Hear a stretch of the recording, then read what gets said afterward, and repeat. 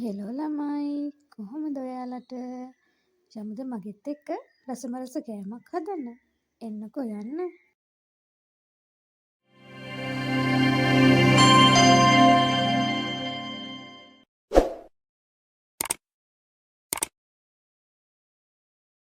හැමදාම නිකන් හදන පොල් රොටි එක මේ විදිහට හදලා බලන්නකෝ මාර රසයි අපි යන්කෝ මේ රොටි එක හදාගන්න මොනවද ඕනේ කියලා බලන්න අපිට මේකට ඕන වෙනවා ග්‍රේට් කරගත්ත කැරට් අල එකක් ලීක්ස් කරපිංච අමු මිරිස් බීලුණු වගේ දේවල් පොඩියට කපලා ගන්න ඕනේ පොල් චුට්ටකුත් ගා ගන්න ඕනේ දැන් අහන්න එපා පොල් ඔච්චරයිද කියලා ඔව් පොල් මේ දවස්වල ගණන් අනේ නැහැ අපිට අවශ්‍ය ප්‍රමාණයට අපි පොල් ටිකක් ගා ගන්න ඕන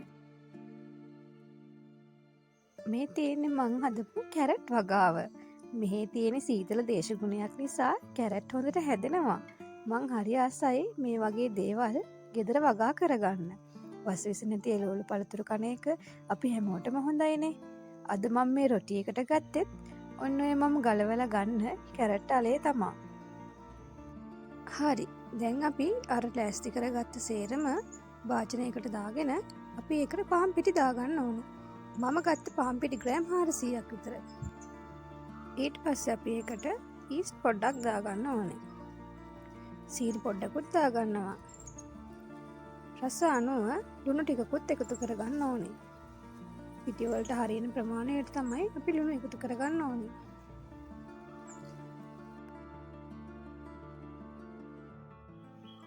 පස්සේ අපි මේ ටික හොඳින් අතින් කලවම් කරගන්න ඕනේ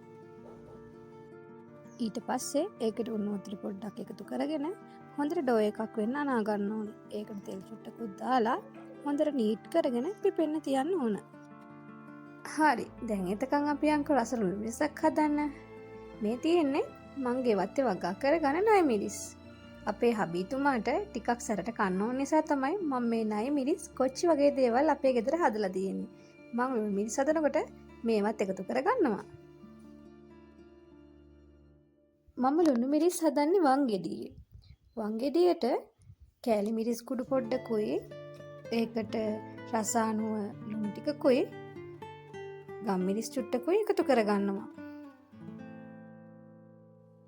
ඒකටම අපි චූටියට කපාගත්ත බීලුණු, ණය මිරිස්, තක්කාලි එකතු කරලා දෙහි පොඩ්ඩකුත් එකතු කරගන්නවා. මේ ටික ඔක්කොම හොඳට කොටාගෙන මේ වගේ රස ලුණු මිරිසක් අපිට හදාගන්න පුළුවන්. ඊට පස්සේ මේ වගේ කෙසෙල් පොලයක හොඳට රොටි එක තුනී කරගෙන රොටි තටියේ තියලා රොටි ටික පුච්ච ගන්න ඕනේ. මේ විදිහට රොටි හැදුවම මාර රසයි ළමයි.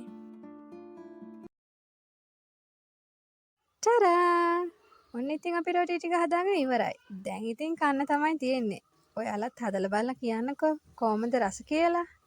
ඔන්න අදට එහෙනම් මගේ vlog එක ඉවරයි. මගෙත් එක්ක හැමදාම මේ වගේ රස කෑම හදන්න මගේ channel එක subscribe කරලා නැත්නම් ඒකත් subscribe කරගෙන bell button එකත් click කරගෙන යන්න. මං එහෙනම් ගිහින් එන්නම්. bye bye.